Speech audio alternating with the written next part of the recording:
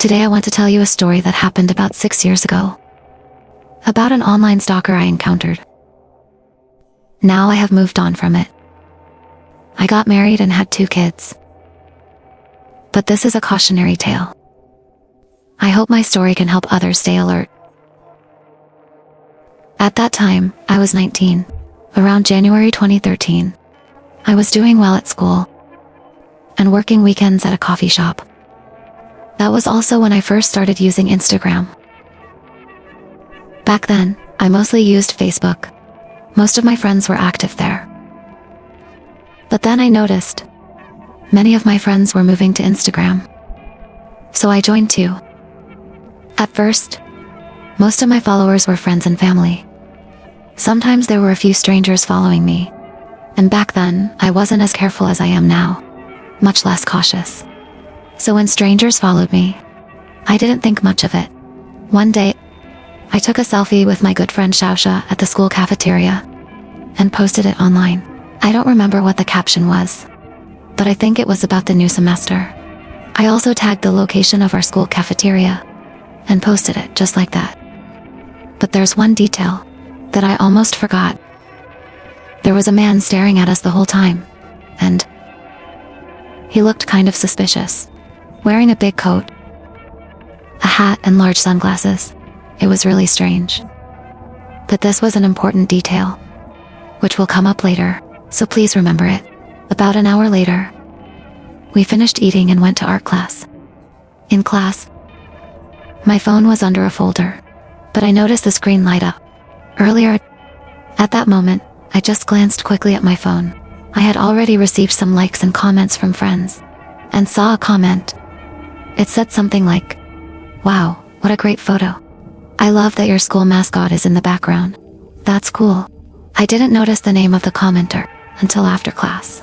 When I was back at the dorm, I checked the notifications carefully and clicked on the name. The comment came from someone named Jason. It was such a long time ago, so don't blame me for not remembering his username. His profile picture was our school's mascot, an eagle. His profile had many pictures of animals. I replied thanks, and didn't think too much of it. But that was just the beginning. He started following me, and I followed him back. Because I really liked animals, and his photos attracted me.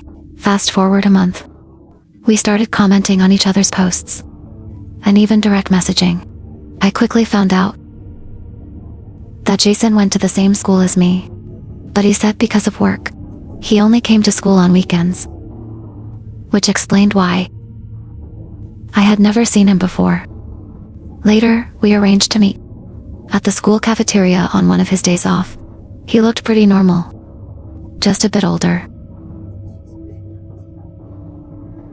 About 6'2" tall, around 180 pounds, with green eyes, wore glasses, short brown hair. He told me he was 32, living about an hour's drive away from campus. After meeting, we went our separate ways.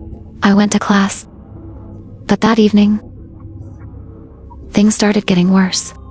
He began saying strange things to me, like, "You're so beautiful.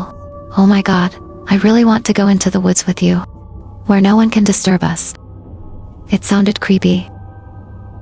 I jokingly told him to stop saying that, but apparently, he misunderstood me, and started clinging to me even more. He kept talking about how many people had deceived him in the past, and wanted me to pity him. But what really shocked me was that he actually said to me, "Would you be with me right now? Promise me. You won't regret it." But I didn't like him at all. I just wanted to be friends and focus on my studies. So I rejected him. But that only made him angrier.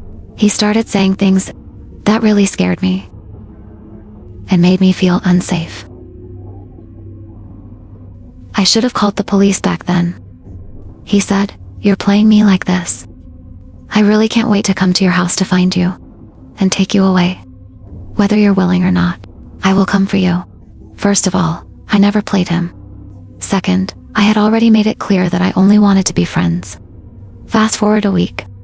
I went back to visit my parents. At that time, I was in the kitchen baking cookies, and my parents had gone out. Just then, I heard a noise coming from the living room. I walked over, thinking it was my cat scratching the window. But what greeted me was something much more terrifying. It was Jason, the man I had talked to just a week ago. At that moment, he was standing outside my window. Trying to open it, he stared straight at me, with a creepy smile. I suddenly remembered the back door wasn't locked. A chill instantly ran down my spine. I think he realized that too, because he immediately turned and ran toward the backyard. I quickly rushed through the messy living room, running to the kitchen's back door. Luckily, before he could break in, I managed to lock it in time. Then he started kicking the door, trying to smash it open. I quickly dialed the police, and he saw me calling. Eventually, he gave up and started walking back to the front door. At that exact moment, my parents returned. While he was still struggling, trying to force his way inside, I suddenly heard loud shouting outside. I went to look and saw my dad had the guy locked in a chokehold. I should mention, my dad is a US Army veteran and very protective of his family. Finally, the police arrived and took him away for questioning. We filed for a restraining order and never saw him again after that. Later, I found out he actually wasn't even a student at our school. He was just pretending to be one, so he could talk to college girls. Remember the suspicious guy I mentioned earlier? The one who looked like he was hiding his identity? Yeah, that was Jason. I guess it just so happened that on the day my friends and I took a selfie, he was there in the afternoon, and then found me through Instagram. It's unbelievable. He went through so much trouble to get close to me. But in the end, it was only to lure me into a place where I'd be completely helpless. Something just happened. I had just finished work and got home. It was 4:30 in the morning. The weather here in Australia was really hot. I walked in and opened the fridge. There were still 3 cold beers inside. I was happy. I grabbed 2 and went upstairs, planning to read while drinking. I drank until I dozed off. Since the beer wasn't twist off, I needed a bottle opener. I was a bit drunk and tried to use the drawer handle on my nightstand to open it, but it didn't work. So I went back downstairs to find a real bottle opener. I turned on the kitchen light. The brightness stung my eyes. I squinted, looking everywhere for the opener, but I just couldn't find it. So I grabbed a large kitchen knife and used its hard edge to pop the cap. Once it was open, I turned off the blinding kitchen light and started heading upstairs. But just then, I looked out the window and saw something. I froze at the bottom of the stairs. The hairs on my neck and arms stood on end. I slowly turned my head, my eyes and brain, trying to make sense of what I was seeing. It looked like a woman drenched in rain, wearing a beautiful white dress, staring at me through the window. Oh, *T. I really took a deep breath. He was staring at me intensely, as if he really hated me. His mascara was running down his face. He was completely soaked by the rain. He stretched out his arms and leaned his head toward me, as if his body language was saying, "Look at me. Look at what you've done." I was terrified, but I still tried hard to stay calm. I thought, oh my God, is he okay? Does he need help? He slowly walked to the window, his eyes still locked onto mine. Now, the distance between us was less than 1 meter.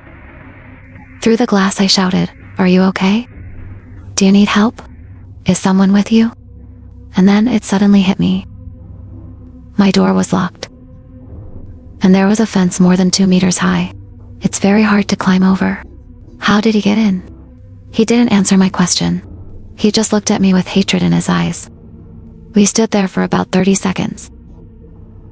I nervously looked around, trying to figure this all out, and he just kept staring at me. Then he finally opened his mouth, as if to say something, but what came out wasn't words. It was a crazy, seductive meow. Then he started using his exaggerated, prop-like long nails to scratch the window, clawing at it. What the hell? I froze. I didn't know what to do. Clearly, his mental state was very unstable. Very, very unstable.